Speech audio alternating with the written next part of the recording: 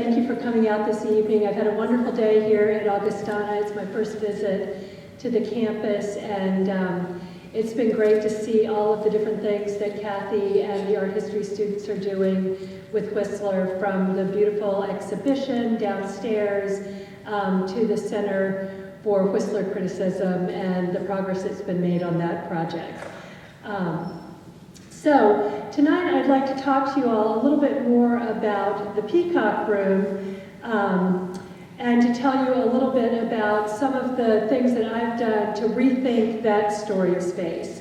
In the shorthand of my museum's marketing department, the Sackler Gallery of Art and the Arthur M. Sackler Gallery together form the Smithsonian's Museums of Asian Art.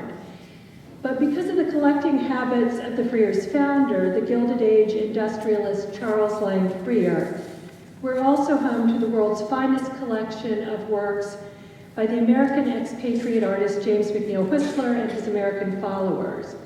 Indeed, the Peacock Room, Whistler's storied decorative interior, is reputedly the most popular exhibit in the museum, and it was declared an icon of American art by the National Endowment for the Humanities in 2007. It's a room with a dynamic cosmopolitan history. Since its creation in 1876-77, it's been a dining room in Victorian London, an aesthetic laboratory in Gilded Age Detroit, and a period room in a museum. Yet the significance of a Victorian dining room in a museum of Asian art can be perplexing to visitors, and I've spent a good deal of time pondering how to better situate it in the overall context of the museum's collections. When I first came to the Freer in 2007, the Peacock Room looked like this. It was installed with about 82 pieces of Kangxi-era Chinese blue and white porcelain. This was the version of the room that had been displayed since 1992, and it represented an effort to emulate its appearance in Whistler's own time, when its original owner, a Victorian China maniac, used its shelves to display more than 300 examples of similar Chinese porcelain. Now, for reasons that we'll come to later in this talk, the Freer Gallery has never had enough blue and white to create the massed effect of the earlier Victorian iteration. And you can see in the period photographs from the 1890s on the left-hand side of the screen how chock-a-block the room was when it was still in London. So in an effort to be true to Whistler's aesthetic vision, the museum had oddly, in installing it with these 80 pieces of Kangxi blue and white, had kind of isolated the room from other parts of the collection and even from its own history. And so in the spring of 2011, I decided to reinstall the room to emulate another moment in its history for a special long-term exhibition called The Peacock Room Comes to America. And so the room now appears as it did in the spring of 2008, when Charles Freer owned the room and had it installed in his Detroit home. Unlike the original iteration of Kangxi blue and white, Freer's Peacock Room in Detroit was filled with a very different collection of ceramics, choice specimens of Eastern pottery, as he put it, from all over Asia. And I'm showing you here a photograph taken of the process of reinstalling the room with those ceramics. So basically, working from a set of period photographs in the museum's archives, I was able to identify nearly every piece of pottery that Freer displayed in the room. There are 254 of them. And so it now appears as a nearly perfect recreation of the room's appearance on a particular spring day more than a century ago. And I say on a particular spring day because we know from various documents in the archives and subsequent photographs that Freer continued to rearrange and move pieces around over time. So it wasn't really ever meant to be a totally fixed arrangement. Now for me, I mostly specialize in Gilded Age American painting. So developing and installing the Peacock Room Comes to America was a really amazing opportunity to learn about an area of the collection, Asian ceramics, that's always been a particular strength of the Freer, but not something that I really understood as intersecting in a meaningful way with my collections. Now, as the exhibition checklist took shape over the course of nearly 2 years, I was struck by the diversity of the ceramics that Freer had displayed there. And because there were so many of them, over 250, it was really hard as I went along identifying these pots to form a mental picture of how they would look in the room.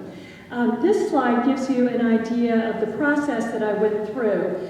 I would basically prowl around our collection storage area, clutching large copies of the archival photographs of the Peacock Room in Detroit, along with an elevation of that portion of the room. The old archival photographs were grainy and hard to read, and sometimes it really was like looking at fingerprints, trying to find a distinguishing mark, like a drip in the glaze, a crack, a lack of repair, that would help me to make a match between the photograph and the actual pot. Now, finally, with a lot of help from our curator of Asian ceramics, Louise Court, and our pretty amazing collections management team, I had a comprehensive list of what Freer had displayed in the Peacock Room. So with that list in hand, the question then was, how would all of these pots translate from paper to the room itself?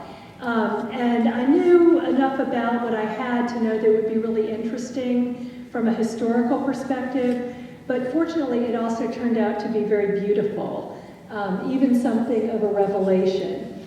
And it was an aesthetic revelation, to be sure, but the room in this way highlighted for me and for our visitors, I think, that far from being a static icon of Victorian aestheticism, an heirloom of the artist, as Whistler would have insisted, the Peacock Room has had this complicated and evolving history.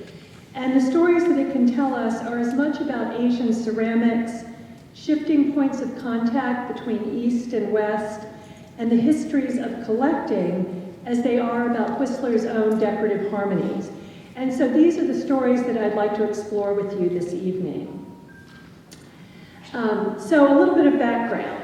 Before the room became a work of art by Whistler, it was a dining room in the London home of Frederick Leyland, a shipping magnate from Liverpool with a taste for old masters, pre-Raphaelite painting, and Chinese porcelain.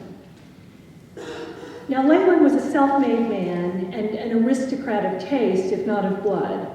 He was also Whistler's first important patron. In 1875, Leyland moved into a house at 49 Prince's Gate in Kensington, just down the street from what was then the South Kensington Museum, now the Victoria and Albert. And Leyland really envisioned his new home as a palace of art, a reflection of his lofty aesthetic sensibilities. Now, at that time, he already owned this painting by Whistler, known as The Princess from the Land of Porcelain. And in 1876, he decided to hang it over the mantel of the dining room in his newly leased London mansion. And this is a watercolor rendering of what the room might have looked like when Leyland was using it to display his porcelain collection and The Princess from the Land of Porcelain, but before Whistler had redecorated it as the Peacock Room. So the same year that he decided to hang the princess over his mantel, he hired the gifted but unstable architect Thomas Jekyll to redesign and redecorate the room. Jekyll, as you can see from the watercolor on the right-hand side, Jekyll covered the walls of the room with brightly patterned, gilded, antique leather wall hangings. Very costly. Leyland was very proud of those. And he also designed an extensive lattice of shelving to showcase Leyland's blue and white porcelain collection. Now, despite the somewhat eclectic elements of this interior, the room was really understood both by Jekyll and by Leyland as a sort of neo-Rococo exercise in chinoiserie. Each shelf in the room was designed to hold one of the standard sizes and shapes of Qing Dynasty blue and white porcelain. So for example, the tall, slender vase on the right would have been placed in the vertical spaces in the upper region of the room. Large, shallow dishes like the one on the left would have occupied square niches opposite the windows, and brush pot censers and the so-called hawthorn jars like the one on the upper right would have been in the deeper, squarish openings that circled the room at eye level. And one thing I want to mention is that Leyland's own collection of blue and white porcelain was actually dispersed at auction following his death in 1892. So these examples that I'm showing you are actually works that are in the Freer Gallery today. And, you know, Kangxi porcelain conforms to kind of generic types. So these are examples of the types of vessels that Leyland would have owned rather than actual specific ones. Now, the setting that Jekyll had created for Leyland was essentially a reinterpretation of an architectural form dating to the 17th century, when the European aristocracy had first begun to collect Chinese porcelain. And so with its long east-facing windows, and you can see those on the second story there in the exterior view on the upper left, with its long east-facing windows that overlooked a private park, the room was a decidedly European riff on the Chinese garden pavilion, harkening back, for instance, to the Trianon de Porcelaine at Versailles, which you see on the lower left, that had been designed by Louis Leveau in 1670 for Louis XIV. Rooms designed to display collections of china, so-called porcelain Zimmer or porcelain cabinets, originated during this same period, the Baroque period, the most famous being the Schloss Charlottenburg in Berlin, shown here on the lower right. Jekyll's room for Leyland conformed to this type of display space, combining garden views, elaborately framed paintings, patterned, often gilded leather wall hangings, and ornate shelving with great quantities of artfully masked porcelain. The point really is that Leyland was to a certain extent, with his dining room, following a precedent. But he was also emblematic of a new type of Western collector of Asian wares. Now, until the middle of the 19th century, collecting and displaying Asian and specifically Chinese ceramics was an exclusively elite practice in Europe. But by the 1860s, and especially with the global expansion of the British Empire, Chinese objects became more widely available. In London, rapid industrialization and urbanization provided a growing market for these seemingly exotic goods, which affirmed their buyers' good taste, wealth, and artistic sensibilities. Leyland and his colleagues in the artistic and business worlds were thus part of a new, urban, middle-class elite who could afford to buy these things. So this was the context in which the aspiring artist James McNeill Whistler also developed an interest in the wares, both as a collector and as an artist. Whistler had begun to collect Chinese porcelain in 1863. This was actually well in advance of Leyland, who probably acquired his first piece in 1870. Returning from a trip to Amsterdam in the spring of 1863, Whistler wrote to a friend that he had just indulged in a huge shopping spree, ruining himself, he said, in old China. He didn't have a porcelain room in his Chelsea studio residence. We see an image of that space on the left. But he did display the wares there, and they excited the interest of his friends, especially his neighbors, the pre-Raphaelites Dante Gabriel Rossetti and Charles Algernon Swinburne.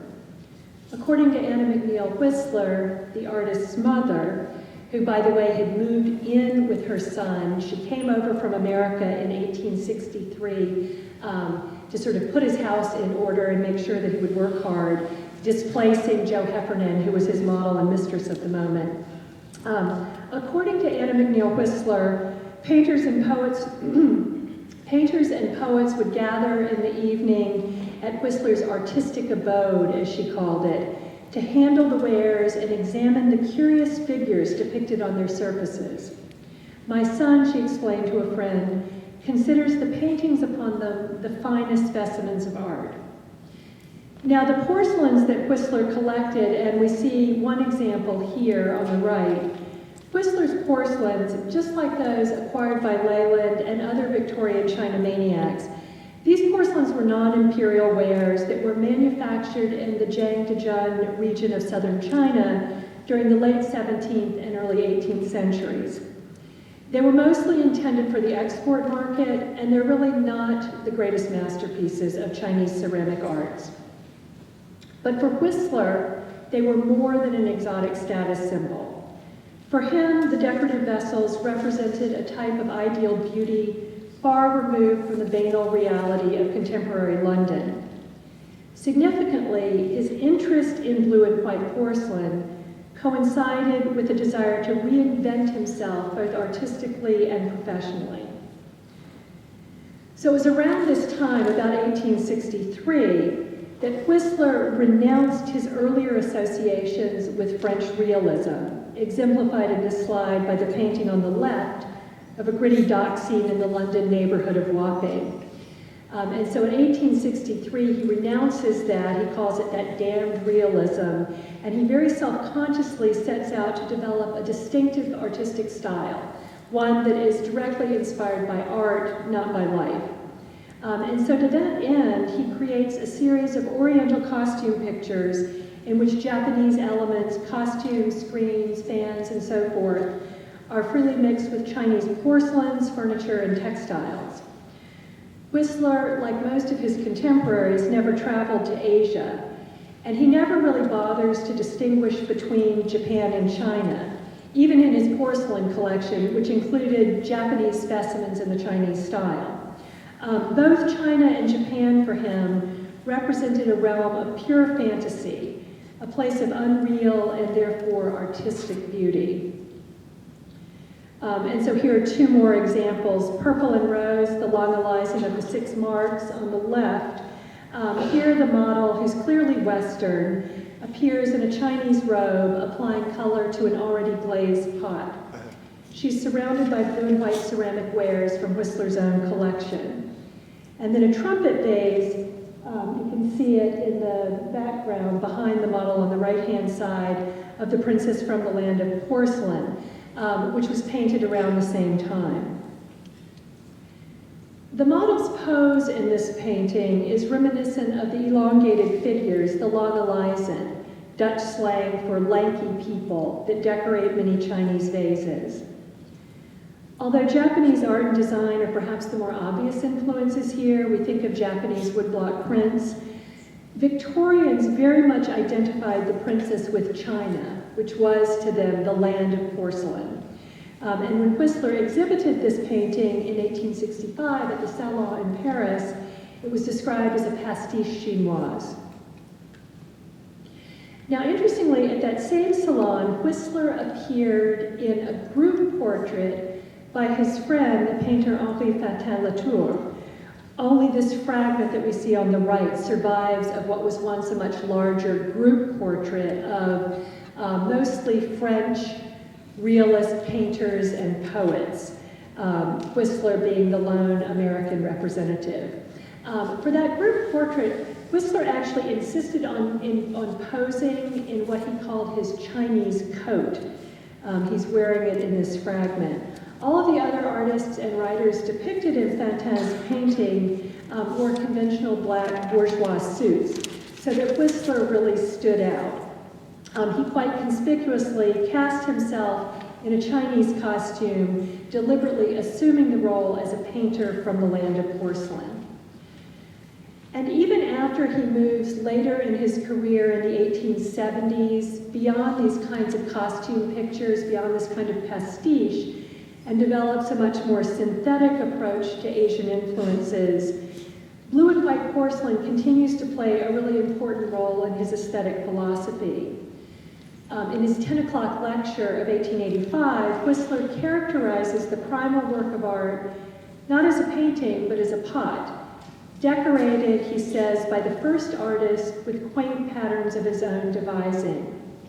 And as the scholar and my good colleague Linda Merrill has described it, Whistler strove to reform his painting in the image of porcelain, or live up to his own blue china. Now, he was faithfully given his chance to do just that in 1876, when Frederick Richards Leyland asked Whistler's advice about a color scheme for the door and some of the woodwork in the dining room that Jekyll had nearly completed. And remember, this is what the room would have looked like in the spring of 1876. Remember also that Leyland had purchased Whistler's painting, The Princess from the Land of Porcelain, some 6 years before. He'd also established a very close relationship with Whistler. And in fact, one of the reasons that Leyland and Jekyll consulted Whistler about what color to paint the woodwork was that Whistler happened to be working in the house as well on a relatively minor project in the adjacent stair hall. So in this first sort of foray that Whistler made into the Peacock Room, working on the door and some of the woodwork and some other details, he used a similar technique that he had deployed in the dado panels of Leyland's stair hall. He applied squares of imitation gold leaf to the doors and allowed them to partially oxidize or turn green before sealing them with clear varnish.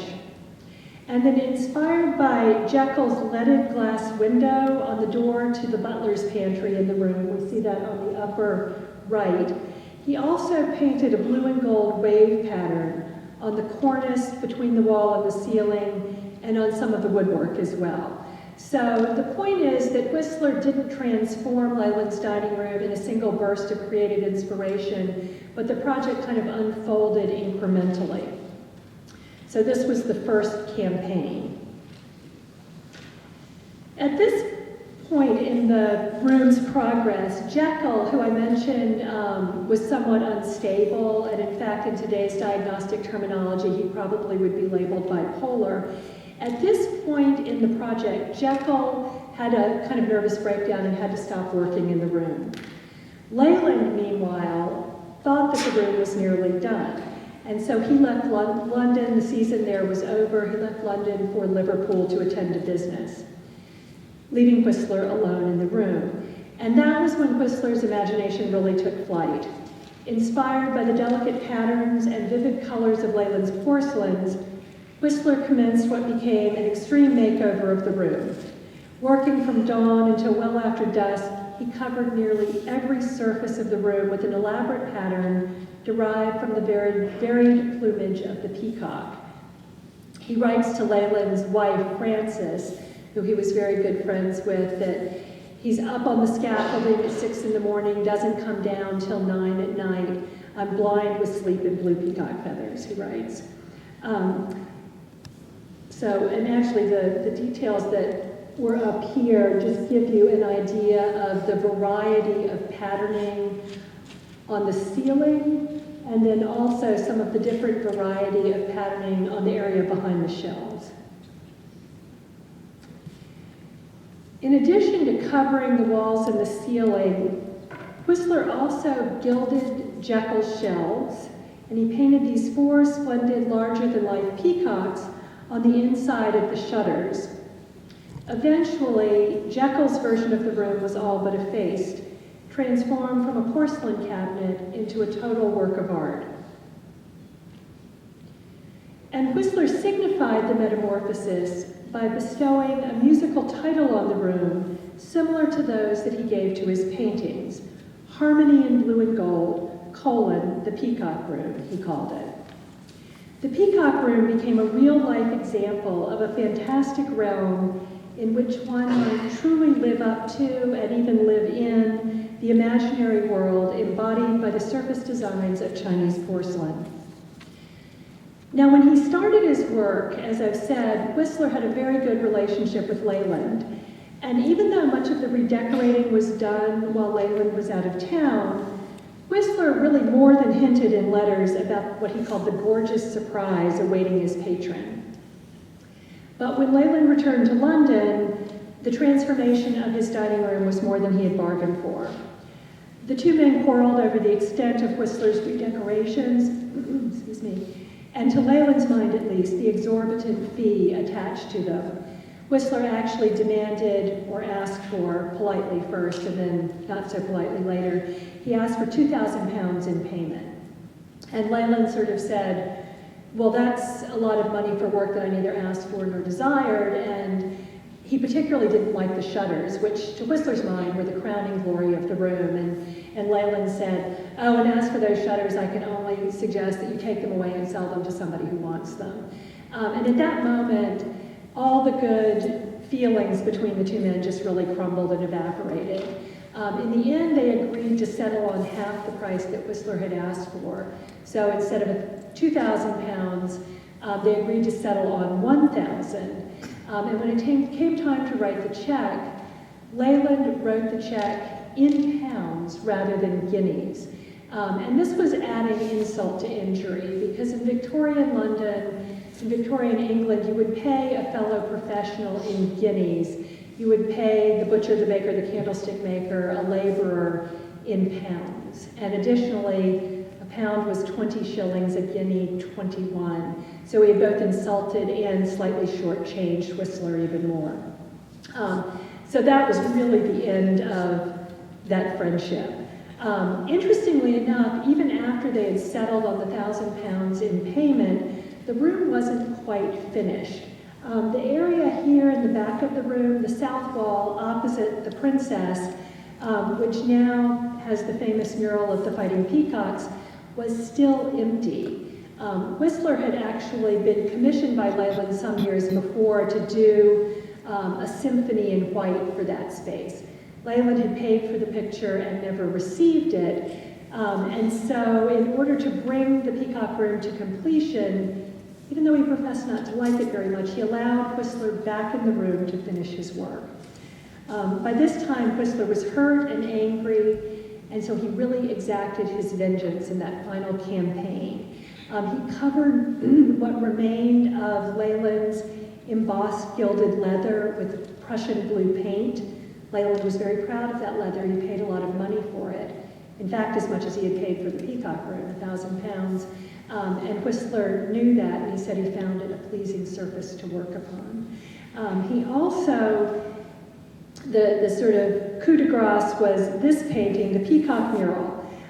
So Whistler concluded his work with this vindictive allegory of two battling peacocks that he pointedly titled Art and Money, or the Story of the Room. The artist, Whistler, is represented by the poor peacock on the left, and you may notice that he has a silver crest feather. That's a reference to the artist's own distinctive white forelock, and you can see some images of Whistler in the exhibition downstairs that really highlight that anomalous feature. And so that was kind of almost like his trademark. Whistler was very vain about that white forelock. He would tie it up with a red ribbon so it would stand out, and people at the time would have recognized that reference. The rich but stingy patron, Leyland, is the coin-bedecked peacock on the right. And you may notice that he has these sort of bristling silver throat feathers. Leyland was actually known as the only man in London who still wore a ruffled shirt front in the evening, and so that was a particularly nasty jab at his, poor fashion sense. Whistler could be pretty nasty when he wanted to. Now, in what he hoped would be the final verdict on the significance of the room and Leyland's place in it, Whistler wrote to his erstwhile friend and patron, explaining this allegory in very explicit detail and concluding by saying, "The world only knows you as the possessor of that work they have all admired and whose price you refuse to pay. From a business point of view, money is all important. But for the artist, the work alone remains the fact. That it happened in the house of this one or that one is merely the anecdote, so that in some future dull Vasari, you will go down to posterity like the man who paid Correggio in pennies." With that, Leyland ordered Whistler from his house, and Whistler never saw the Peacock Room again. Even so, Leyland clearly recognized something of value in Whistler's work, and he never changed a thing in the room, and he could have easily done so. He was quite rich. This photograph was taken shortly before Leyland's untimely death in 1892, and it gives you an idea of how Leyland continued to dine in the room, actually facing the unflattering portrait of himself as the rich peacock, and continuing to use it to display Conchi blue and white porcelain. Now, before we sort of launch into chapter 2, the freer side of the story, and the Peacock's Room to America, I just want to highlight that even though Chinese export porcelain that was so important to the decoration of the Peacock Room Even though it was an object of serious aesthetic inspiration for Whistler and his circle, it also had proliferated as an aspirational commodity. And indeed, despite his professed disdain for popular taste, Whistler's passion for blue and white actually helped propel Chinese porcelains into the mainstream of English consumer culture. In the 1870s and early 1880s, decorating with Chinese porcelain exploded in popularity as an essential element in the fashionable British home. The middle class read home decorating manuals like the one on the left, and they acquired masses of blue and white ceramics in a decorating frenzy. New shopping emporia such as Liberty and Company of London supplied blue and white at all price points to eager consumers. And we see an ad for inexpensive porcelains there on the right from Liberty. And so merchants, art dealers, and the press really sort of bought into this idea, publicizing the new trend and further fueling the consumer craze. The popular periodical Punch dubbed the fad China Mania, and they ran a series of cartoons mocking the phenomenon as a kind of disease. This famous example mocked those aesthetes who aspired, in the words of the playwright Oscar Wilde, to live up to the ideals of beauty embodied by their teapots. Whistler attempted to distance himself from the consumer craze that he'd helped to launch. The taste of the tradesman, he noted tartly in 1885, has supplanted the science of the artist. Now, China Mania never entirely disappears from the collecting landscape. Across the Atlantic, famous American collectors such as William Walters in Baltimore and J.P. Morgan in New York amassed great quantities of Kangxi porcelain. But by the turn of the century, the landscape of serious collecting was shifting. The early China maniacs, Leyland, Whistler, and even Jekyll, had all evinced a passion for Asia, but none of them would ever go there. For these Victorians, Whistler's decorative and iconographical references to Asia, even the pots themselves, made in China but little understood by the European consumers and collectors with whom they were so popular, Asia for this early audience was a place of fantasy, a sort of geographical correlative for subjective flights of the imagination. Now, interestingly, the Detroit industrialist and collector Charles Lang Freer was never particularly comfortable with this version of the Peacock Room. When he saw it for the first time in 1902, its shelves were bare. Leyland's collections had been dispersed at auction, and the house sold to a woman by the name of Blanche Watney. Mrs. Watney was never particularly fond of the room, and when she learned that because of the way it had been constructed, it was possible to take it apart and reassemble it, she decided in 1904 to put it on the market and sell it. Word of the impending sale reached the press, generating all kinds of speculation over who the new owner might be. One New York newspaper erroneously reported that J.P. Morgan, known for his rapacious collecting and his China mania, had bought the Peacock Room. The actual buyer, of course, was Freer, we see him here on the left, who had acquired his comparatively modest fortune in the business of manufacturing railroad cars. He was already in 1904 known as America's foremost collector of the works of Whistler, and for his fine holdings of Asian art as well. Now, unlike Leyland, and unlike his fellow American J.P. Morgan, Freer didn't collect Chinese blue and white porcelain, whose slick surfaces and bold colors he described as hard and obvious. Freer preferred the rougher textures and subdued glazes of pottery and stoneware. And in fact, Freer at first had considerable ambivalence about the Peacock Room as a work of art. Even though he admired Whistler above all artists, he really didn't want to buy the room. And eventually he did so, he admitted, only out of a sense of duty to his friend Whistler, who had just died the year before. And I think partly it was the sheer gorgeousness of the room that put him off. Freer had much more subdued taste in interior decoration. But I also think that his unease may have had to do with his lack of interest in Chinese porcelain. Perhaps he even regarded China mania as a slightly embarrassing relic of the recent Victorian past. But in any case, to keep the room intact and to preserve it for posterity, Freer ultimately did go through with the purchase.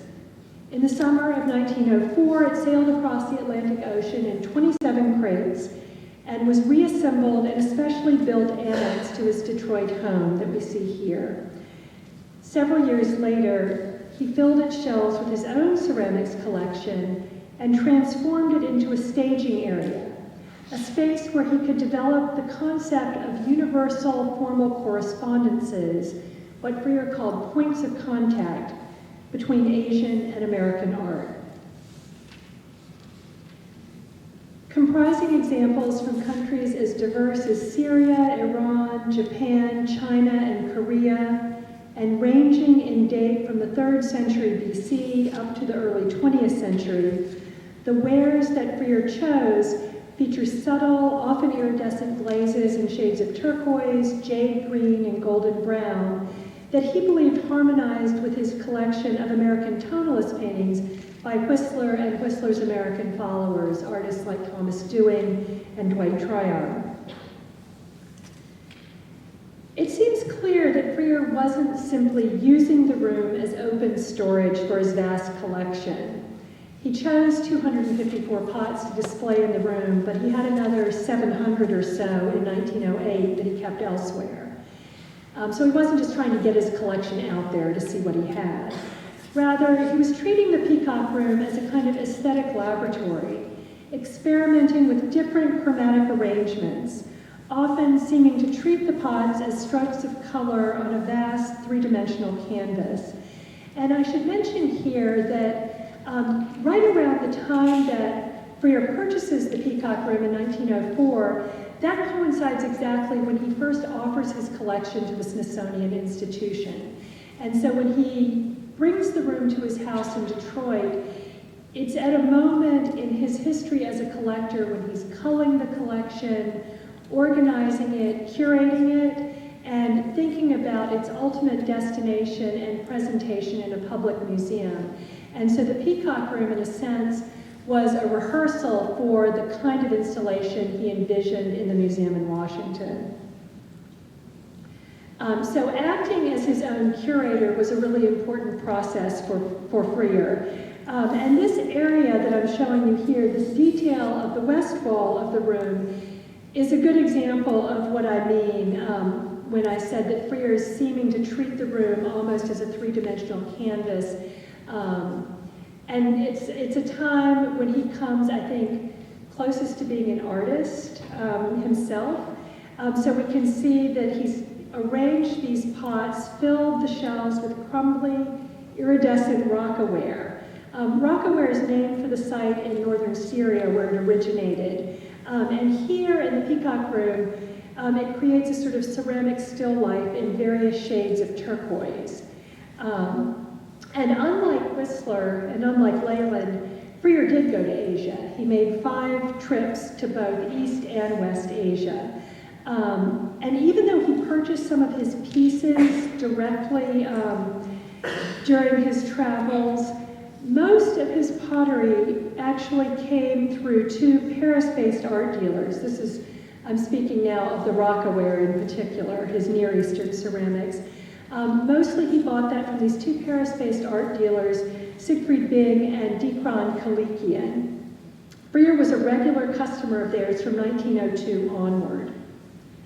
Now, Freer had actually begun collecting ceramics from Asia some years earlier in 1892, when he purchased this Japanese Satsuma bottle, whose decorations, he said, reminded him of subtle landscapes in etchings by Whistler.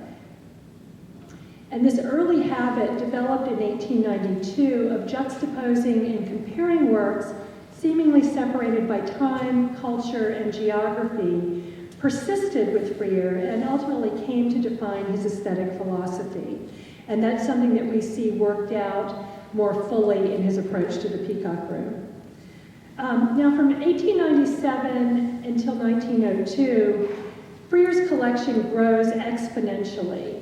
In addition to increasing his Whistler holdings, Freer also acquired large quantities of glazed East Asian pottery from dealers in Boston, New York, and Paris. So again, the point is that even though he had much more direct contact with Asia than the previous generation, he's nevertheless still getting these objects mostly from Western-based dealers. So these Asian objects really were circulating quite widely on a global market. And then in 1902, as I said, he buys his first piece of rockaware. The turquoise and green glazed vessels initially appealed to Freer, partly because East Asian ceramics, Japanese ceramics in particular, were getting more and more expensive, and so dealers and collectors were looking elsewhere. But they also appealed to him because of their chromatic correspondence with his other East Asian ceramics. And over the next 15 years or so, he amasses a really significant collection of rockaware. Here in this detail of the north wall of the Peacock Room, we see him arranging Chinese wares from the Ming and Yuan dynasties alongside Japanese Edo period ceramics and iridescent rockaware from present-day Syria and Iraq. And this is just to give you an example of some of the specific types and where they were located in the Peacock Room in Detroit.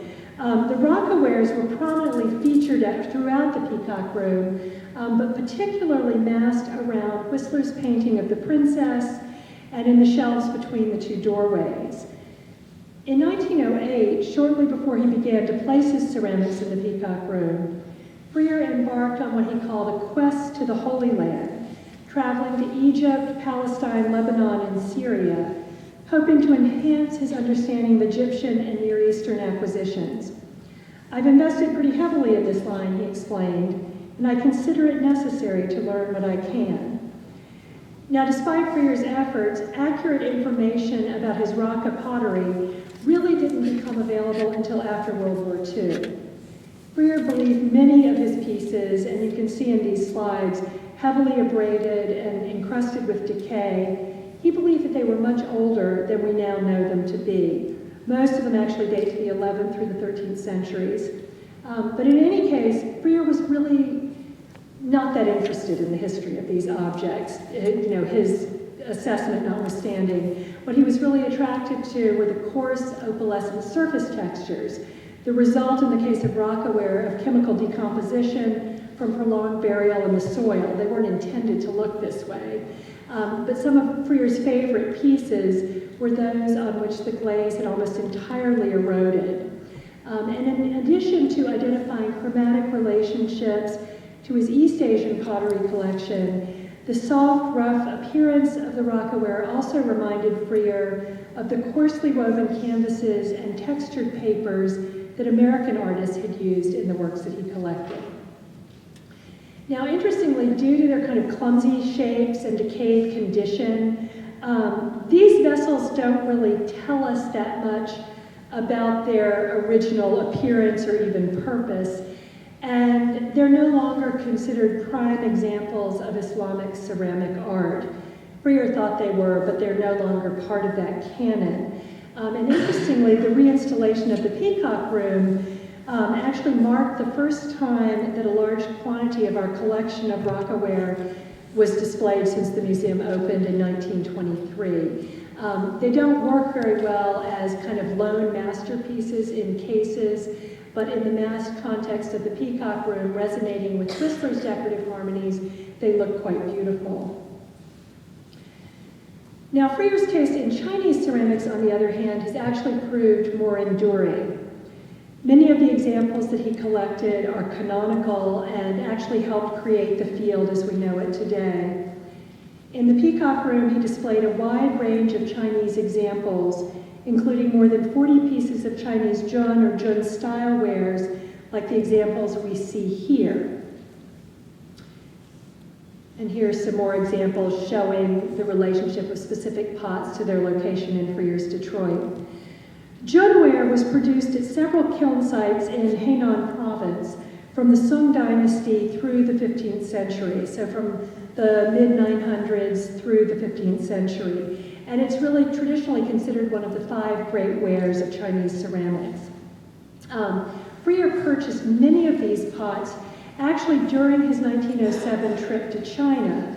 And examples shown here include this really splendid Northern Song planter on the lower right register that occupies the center of the sideboard in the Peacock Room, as well as a beautiful array of bowls. Other pieces of Junware were actually acquired not in China, but from auctions and art galleries in New York City and Boston.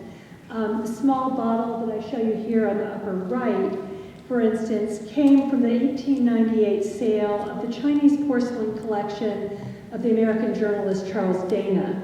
At that auction, Freer actually circled the entry in the auction catalog and noted of this bottle, "most perfect." He regarded it as an example of actual Junware, and he dated it, therefore, to the 12th century. More recent scholarship has revealed that this is a much later specimen, Jun style, rather than actual Junware. It was produced during the Qing dynasty, the same period that gave us the blue and white porcelain that Lehman had collected. So dating to roughly the 17th up into the 18th century.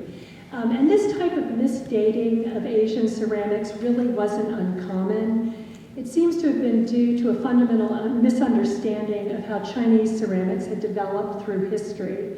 Most Western collectors in Freer's day continued to favor the highly decorated porcelains of the Kangxi period and the Ming, and they assumed that the monochromatic, less delicate pots must be older and from a less sophisticated period of production.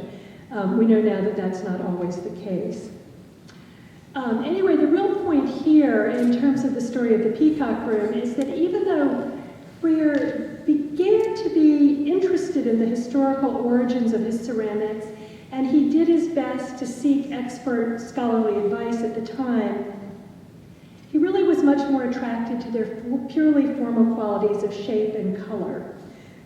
And this was certainly part of the allure of those pieces that he identified as Junware. It was the distinctive blue colors of the glaze, ranging from greenish blue to violet, that really appealed to him. And also he liked the variations in tone that happen in areas with thicker glaze, imparting a kind of interesting surface texture. He liked that kind of chromatic and textural complexity. In the Peacock Room, which Freer often referred to as the Blue Room, he massed his Junwares, as you can see, below Whistler's allegorical mural of the battling peacocks. In the Peacock Room, these pots create a ceramic harmony in blue that resonates with Whistler's decorative harmony in blue and gold. And we can see a similar kind of harmonious approach at work here on the west wall, where Freer displayed celadons from Korea and Han Dynasty funeral wares from China. He also presented in this area of the room sake bottles from Japan's Edo period, one of which was actually the very first Asian ceramic he had purchased. I showed it to you earlier, juxtaposed with the Whistler etching. On either side of these East Asian wares are Near Eastern pieces from Syria and Iran. Some of these works actually do possess complex historical relationships and cultural relationships to each other. But that really wasn't part of Freer's thinking.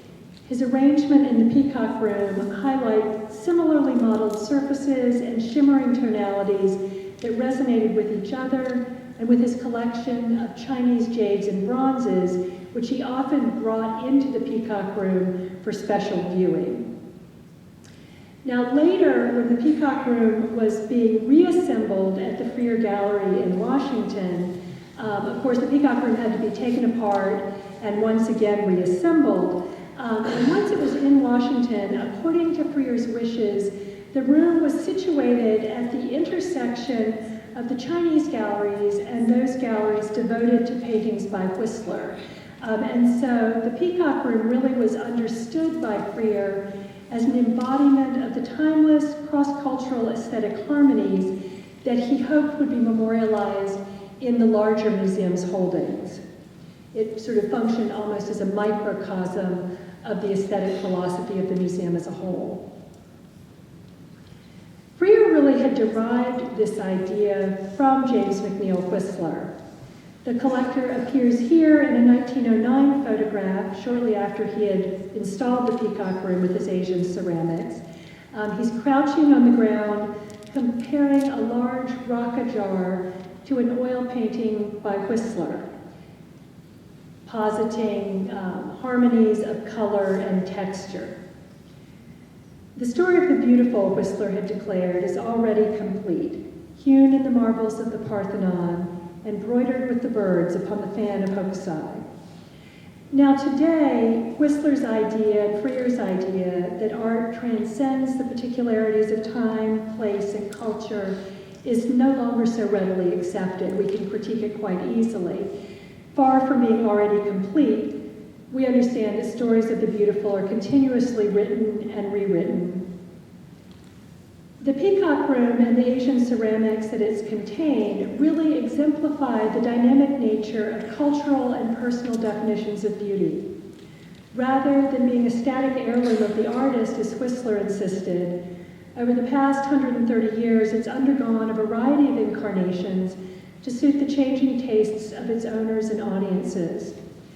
Freer added a new chapter to the story of the Peacock Room when he brought it to America, one that was relevant to him and to his interest in collecting Asian antiquities and contemporary American painting.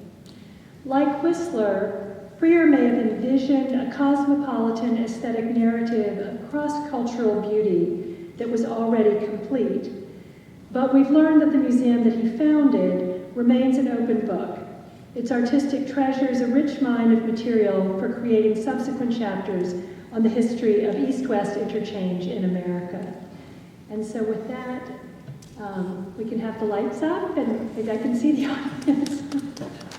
So I'm happy to take a few questions here, or if folks would prefer to segue to the reception, we can continue the conversation more informally. I guess one thing I would like to say by way of a second conclusion is that a third chapter, or a fourth chapter, or fifth chapter in this story is being written even as we speak. There's a contemporary artist named Darren Waterston who has created a reinterpretation of the Peacock Room in a state of decay. That piece, it's 90% the scale of the Peacock Room. It's an immersive environment. It just opened at Mass MoCA, the Museum of Contemporary Art in North Adams in the Berkshires of Massachusetts.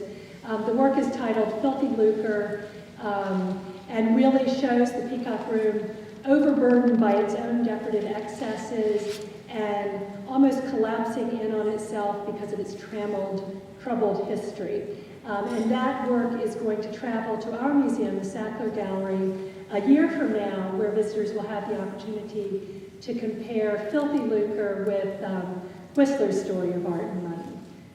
So I hope that you all will travel to either North Adams or Washington and see that while it's on view. Does anyone want to ask a question? Yes? Memory serves, different occasions you've been able to actually go into the room, and then on others you've been in the doorway of the room. So how is it now? What access does the visitor have today? So the question was, what access does the visitor have to the Peacock Room today? The room is, you enter the room. It's not meant to be a sort of roped off period room, because the whole point of it is really to be immersed in the space. It's as much an artistic room as it is a work of art. And so you walk into the room and experience it fully. We do have to have a railing up around the outer perimeter just to keep people from falling into the shelves.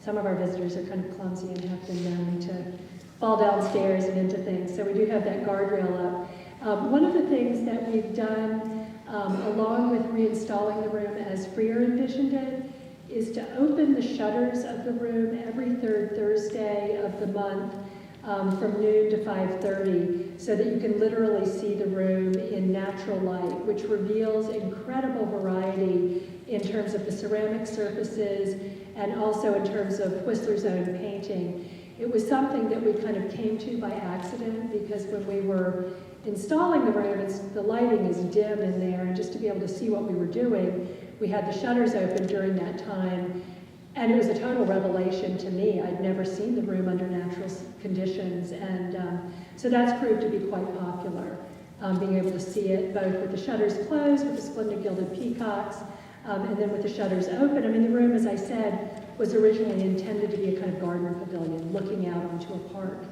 Unfortunately, it looks out onto sort of a partial garden and a loading dock at the museum today, so the view isn't quite as beautiful as it was in London, but interesting nevertheless. Well, thank you, and I'd be happy to continue the conversation and the reception. Thank you very much.